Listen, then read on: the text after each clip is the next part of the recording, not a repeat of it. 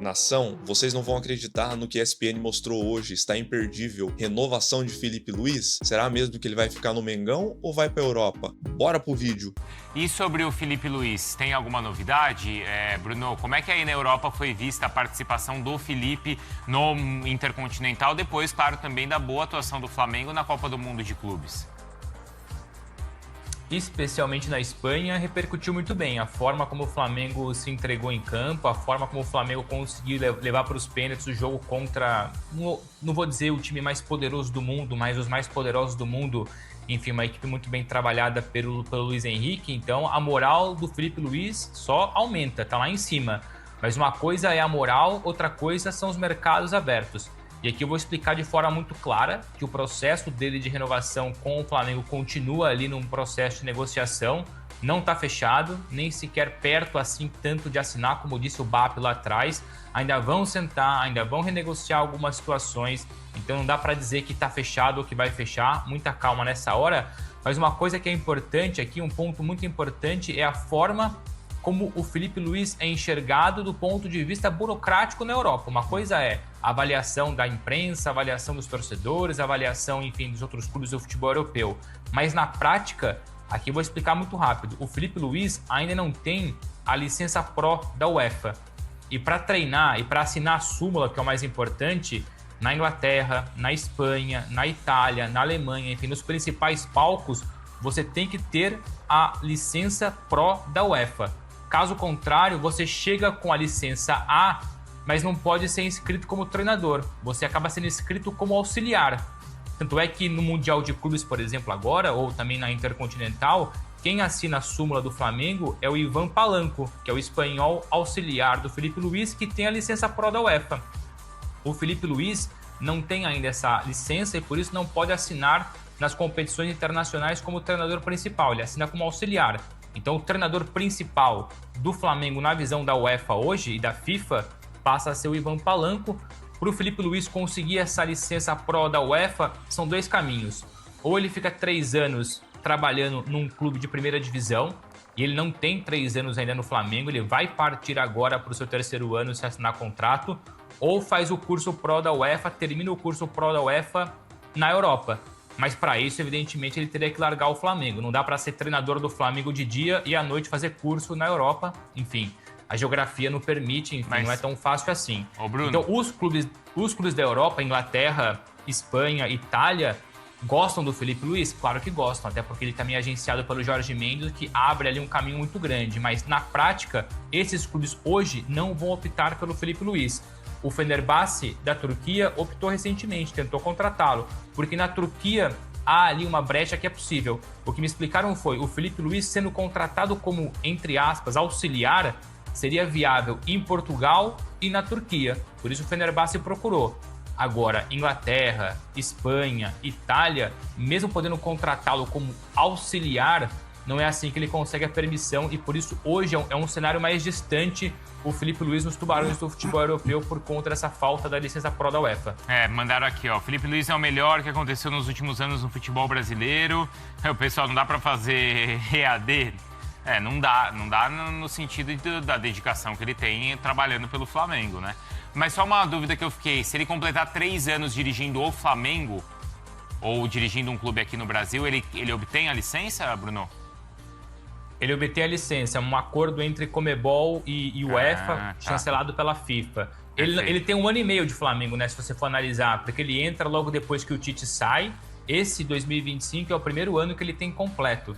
Então, na minha perspectiva aqui, seriam 3 anos completos. E para acontecer isso, então, seria lá para o meio de 2027, nem tanto no fim de 2026.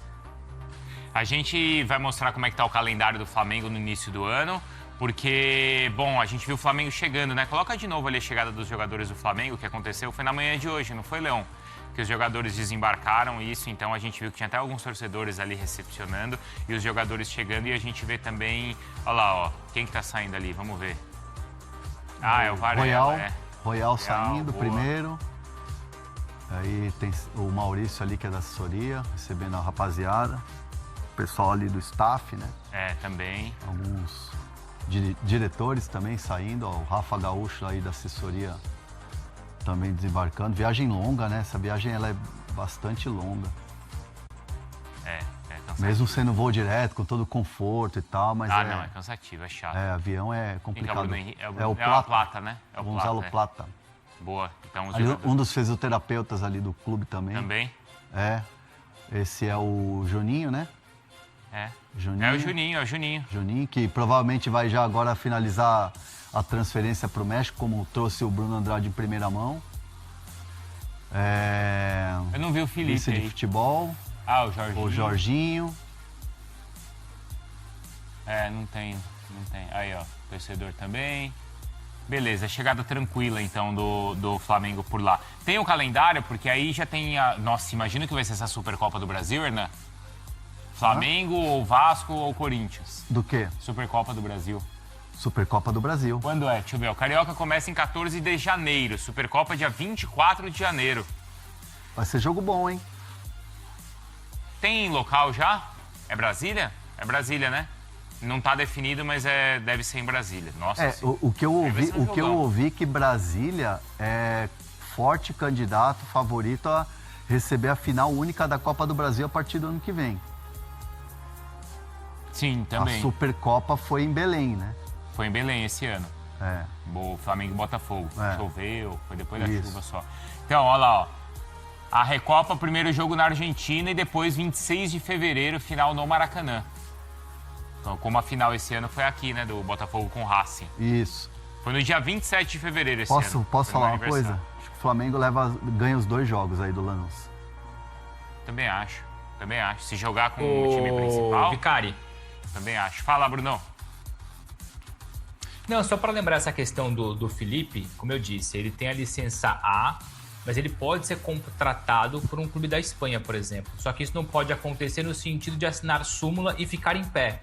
E ninguém na Europa avança por isso. Por exemplo, o que aconteceu recentemente aqui em Portugal com o Rubem Amorim, hoje técnico do United, ele não tinha ainda a licença Pro da UEFA, ele assinava como auxiliar do Sporting, e aqui é só um caso engraçado para poder explicar o porquê é tão difícil assim, é quase...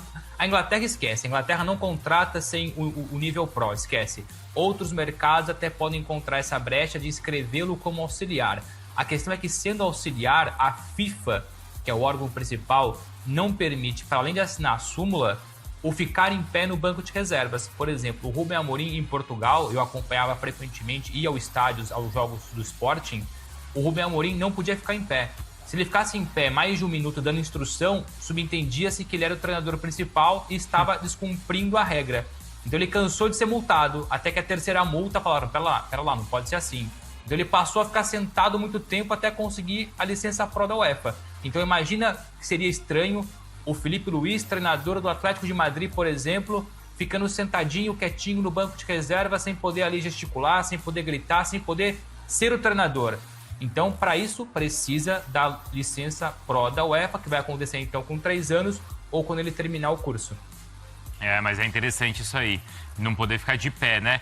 Nação, antes de prosseguir com a notícia, não esquece de deixar o like, ativar o sininho e se inscrever no canal para receber mais vídeos como esse. E a notícia é a seguinte: Neymar no Flamengo, Europa, presidente do Santos abre o jogo sobre o futuro do craque. Com um contrato até o fim de dezembro, Neymar vive seus últimos dias de incerteza sobre seu futuro. Marcelo Teixeira, presidente do clube, porém está confiante na permanência do jogador na Vila Belmiro. Em entrevista exclusiva para a ESPN, o mandatário afirmou que a tendência é que o camisa 10 renove por mais 6 meses com o Peixe até a Copa de 2026. Abre aspas. O projeto do Neymar é um projeto para a Copa do Mundo do ano que vem.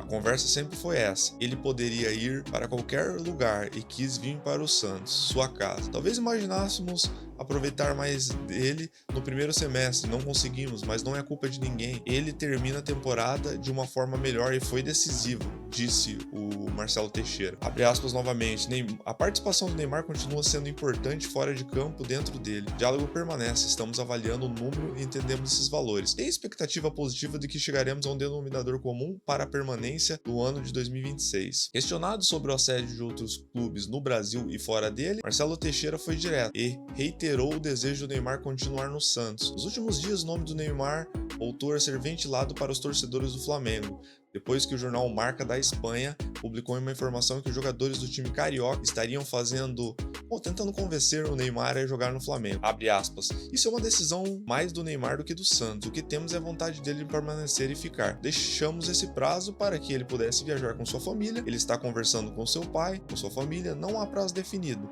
mas estamos em um diálogo forte e bom. Acredito que ele fica, pontuou o Marcelo Teixeira. Mas era isso, nação. O que vocês acham dessas notícias aí, de especulações que falam que o Neymar vai vir pro Flamengo, que jogadores do Flamengo queriam colocar ele no Flamengo? Vocês acreditam nisso? Na minha opinião agora, isso não passa de especulações. Acredito que o estilo do Felipe Luiz não tem lógica de colocar o Neymar no Flamengo, ainda mais jogador de mais de 30 anos. Tanto que o próprio presidente do Flamengo falou que eles querem enxugar, querem diminuir a idade, querem vender alguns jogadores. Eu acredito mais que o Flamengo vai focar nessa primeira janela tanto no zagueiro, tanto no atacante e talvez no meio-campo. E o goleiro, né, claro. Então são 3 a 4 contratações o Flamengo vai fazer para 2026. Caso saia algum jogador titular, algum zagueiro, algum volante que se destacou, ou até mesmo um ponta, eu acredito que daí o Flamengo vai fazer reposição no mercado, mas se não, vai contratar somente entre 3 a 4 contratações. Mas deixe nos comentários, vocês trariam o Neymar para jogar no Flamengo ou tentaria um outro jogador?